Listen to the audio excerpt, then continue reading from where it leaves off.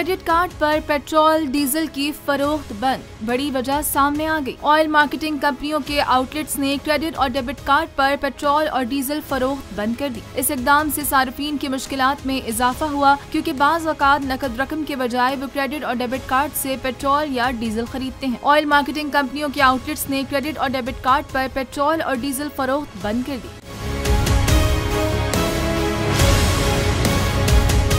क्योंकि कमर्शियल बैंकों की तरफ से ज्यादा 1.5% मर्चेंट डिस्काउंट रेट चार्ज किया जाता है। ऑयल मार्केटिंग कंपनी हुक्काम का कहना था कि बैंकों को 1 लीटर पेट्रोल और डीजल पर 3.68 रुपए के मार्जिन से और मर्चेंट डिस्काउंट रेट की शक्ल में 3.45 रुपए मिल रहे हैं। जब कोई सारिफ उन्हें क्रेडिट कार्ड या डेबिट कार्ड के जरिए खरीदता है तो इस तरह मार्जिन सिर्फ 0.23 रुपए मिलता है। लीटर ऑयल मार्केटिंग कंपनी को काफी मुतासिर करता है। सब्सक्राइब करें और बेल दबाएं ताकि कोई खबर रह न जाए।